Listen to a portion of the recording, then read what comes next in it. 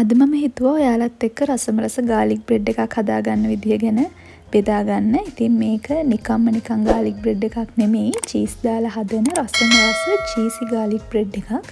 ඉතින් මං හිතනවා ගාලික් බ්‍රෙඩ් කන්න අකමැති කෙනෙක් නැහැ කියලා. ඉතින් මේ ගාලික් බ්‍රෙඩ් එක හරිම සොෆ්ට් එකට අපිට හදාගන්නත් පුළුවන්. ඒ විතරක් නෙමෙයි. හරිම පුංචි දේවල් ටිකකින් අපිට මේක ඉක්මනට හදාගන්නත් පුළුවන්. මම හිතනවා ඔයාලත් මේකට ගොඩක් ආස වෙයි කියලා. එහෙනම් අපි බලමු මොනවද මුලින්ම ඕන කරන දේවල් කියලා. මේ තියෙන්නේ අවශ්‍ය දේවල් ටික. අපිට මුලින්ම අවශ්‍ය කරනවා පාන් පිටි ග්‍රෑම් 500ක්. ඒත් එක්කම බිත්තර දෙකක්.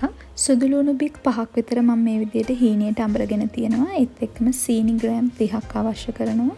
ඒත් එක්කම මෙතන බටර් ග්‍රෑම් 50ක් අරගෙන තියෙනවා මම. ඒත් එක්කම කිරි මිලිලීටර් 200ක් ඕන කරනවා. ඉන්ස්ටන්ට් ඩ්‍රයි ඊස්ට් ග්‍රෑම් 8ක්. ලුණු තේ හැඳි එකක්. මේ ටික තමයි අපිට ඕන කරන දේවල් ටික. එහෙනම් අපි බලමු කොහොමද මේක හදාගන්නේ කියලා. මුලින්ම මේ වගේ පිරිසිදු භාජනයක් අරගෙන අපි ගත්ත පාන් පිටි ටික ඒකට එකතු කරගන්න. ඊස්ට් ග්‍රෑම් 8 පාන් පිටි වලට එකතු කරගන්න. ඒත් එක්කම සීනි ටිකත් මේ විදිහට පාන් පිටිය උඩින් දාගන්න. ඒත් එක්කම ලුණු තේ හැඳි එකක් එකතු කරගන්න. අපි ගත්ත බිත්තර දෙකත් මේ වෙලාවේදී මේකට එකතු කරගන්න පුළුවන්. අවසානයේට ගත්ත කිරි මිලිලීටර් 200 මේ විදිහට එකතු කරගන්න පුළුවන්. ඒ ඔක්කොම මේ විදිහට එකතු කරගත්තට පස්සේ මේ විදිහට ඩෝ එක ස්පැචුලා එකක් ආධාරයෙන් අනා ගන්න තමයි තියෙන්නේ. ස්පැචුලා එකක් නැත්නම් ඔයාලට ලී හැන්දක් උනත් භාවිතා කරන්න පුළුවන්. ඉතින් මේ ටික ඔක්කොම එකට එකතු වෙනකල් හොඳට මෙහෙම ස්පැචුලා එකෙන් කලවම් කරගන්න ඕන. මෙන්න මේ විදිහට මුලින් ස්පැචුලා එකෙන් පුළුවන් අපිට පාන් පිටි මිශ්‍රණයට අනිකුත් සියලුම දේවල් එකතු වෙන විදිහට හොඳින් කලවම් කරගන්න. දැන් ඉතින් අපි මේ මිශ්‍රණය අතින් තමා අනා ගන්න හදන්නේ. ඒකට මම මේ විදිහට ලී බෝඩ් එකක් අරගෙන ඒකට උඩින් පාන් පිටි ටිකක් එහා ගන්නවා. එතකොට මේක ඇලෙන ගතිය නැති වෙන්න. ඒත් එක්කම ඔයාලා මේක අතින් අනනකොට මුලින් අතෙත් පාන් පිටි ටිකක් තවර ගන්න. මොකද මේකට අපි ෆ්‍රෙෂ් මිල්ක් එකතු කරානේ. එතකොට මේ ඩෝ එක චුට්ටක් ඇලෙන ගතියට තමයි තියෙන්නේ. ඉතින් එහෙම ඇලෙන ගතියට තිබ්බට කිසි ප්‍රශ්නයක් නැහැ. අපිට මේක හොඳට අත් දෙකේ පාන් පිටි ටිකක් ගාගෙන හොඳට නීට් කරගන්න පුළුවන්. ඉතින් මේ ඩෝ එක ගැන කිව්වොත් මේක ගොඩාක් හොඳ සොෆ්ට් එකට අපිට හදාගන්න පුළුවන්. මොකද මේ අපි හදාගන්න ගාලික් බ්‍රෙඩ් එක ගොඩාක් සොෆ්ට් එකට රසට හදාගන්න පුළුවන් මේ ඩෝ එක හරියට හදාගත්තොත්. ඉතින් මේ තියෙන හරියටම විනාඩි 15කට පස්සේ මම විනාඩි 15ක් මේක නීට් කරා. ඊට පස්සේ මම මේකට මේ විදිහට බටර් ටික එකතු කරගන්නවා. බටර් එකතු කරලා තාපහු හොඳට අතින් නීට් කරගන්න තමයි තියෙන්නේ. බටර් එකතු කරලත් විනාඩි 5ක් 10ක් විතර මේක තව ටිකක් හොඳට නීට් කරගන්න. මේ තියෙන බටර් එකතු කරලත් විනාඩි 10කට පස්සේ කොහොමද මේක තියෙන්නේ කියලා. ඉතින් පොඩ්ඩක්වත් අතේ ඇලෙන්නෙත් නැහැ. හොඳට මේක මිශ්‍ර වෙලා තියෙනවා.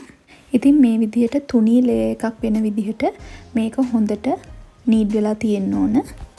දැන් මම කරන්න හදන්නේ අපි බේක් කරන්න ගන්න ට්‍රේ එක උඩට පාච්මන්ට් පේපර් එකක් දාලා ඒක උඩින් මේ ඩෝ එක තියලා හරියට පැයක් මේක පිපෙන්න දෙනවා.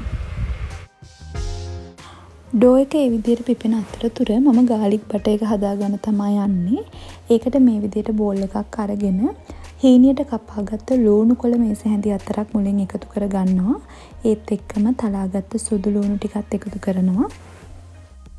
මුලින් කියපු බටර් ප්‍රමාණයට අමතරව තව බටර් ග්‍රෑම් 20ක් ඕන කරනවා මේ ගාලික් බටර් එක හදාගන්න. ඊට පස්සේ මේ විදිහට බිත්තර කහමද එකක් එකතු කරගන්නවා. දැන් රස අනුව ලුණු කුඩු ටිකක් එකතු කරගන්න පුළුවන්. එකතු කරලා මේ විදිහට හොඳින් හැන්දෙන් කලවම් කරගන්නවා.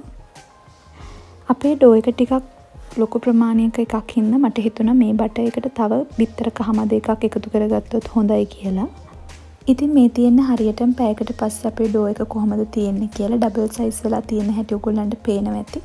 ඉතින් ඊට පස්සේ ඩෝ එක මේ විදිහට පහළට ප්‍රෙස් කරන්න ඕන. මේක ඇතුලේ හැදිලා තියෙන වාතය ඉවත් කරගන්න. ඊට පස්සේ ඔයාලට පුළුවන් මේක අවශ්‍ය හැඩයට හදාගන්න. ඉතින් මේක ගොඩක් තුනී කරගන්නත් එපා. මොකද අපි මේකේ මැදට චීස් එකතු කරගන්න නිසා. දැන් මං කියවනේ අපි මේකට චීස් එකතු කරගන්නවා කියලා. ඉතින් ඒ හින්දා මේක මේ විදිහට පිහියක් අරගෙන මේකේ දාර විදිහට කපා ගන්න ඕන. ඉතින් ඔයගොල්ලන්ට පහසුවෙන් කපා ගන්න පුළුවන් පිහියේ බටර් චුට්ටක් ගාගත්තා නම්. ඉතින් චුට්ටක් ගැඹුරට මේක කපා ගන්න ඕන. මොකද මේ අතරට තමයි අපි චීස් කෑලි කපලා දාන්නේ. ඉතින් ඔයාලට කැමති විදිහට මේකේ කොටු කපා ගන්න පුළුවන්. මේට වැඩිය ලොකුවට හරි පොඩියට හරි තමන්ගේ කැමැත්ත අනුව ඒකේ ප්‍රමාණය අඩු වැඩි කරගන්න පුළුවන්. ඉතින් දැන් තියෙන්නේ අපි හදාගත්ත ගාලික් බටර් එක මේ ඩෝ එක උඩින් හොඳට බ්‍රෂ් එකක් ආධාරයෙන් ගා ගන්න. ඉතින් ඒක හැම තැනම දැවටෙන විදිහට හොඳට මේක බ්‍රෂ් එකකින් මේ ඩෝ එක උඩින් බ්‍රෂ් කරගන්න ඕන.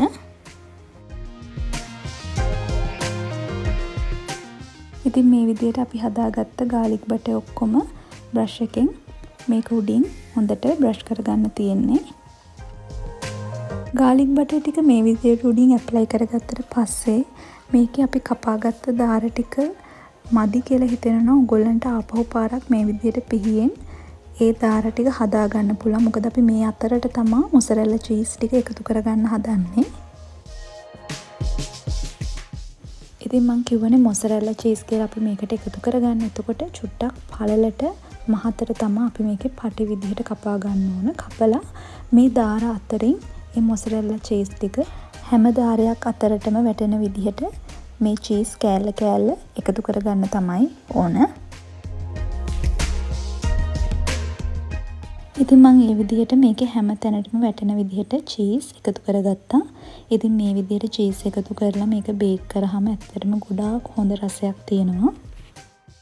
දැන් මම ප්‍රීහීට් කරගත්ත oven එකට මේක දාලා සෙල්සියස් අංශක 180 විනාඩි 15ක් මේක බේක් කරගන්න ඕන.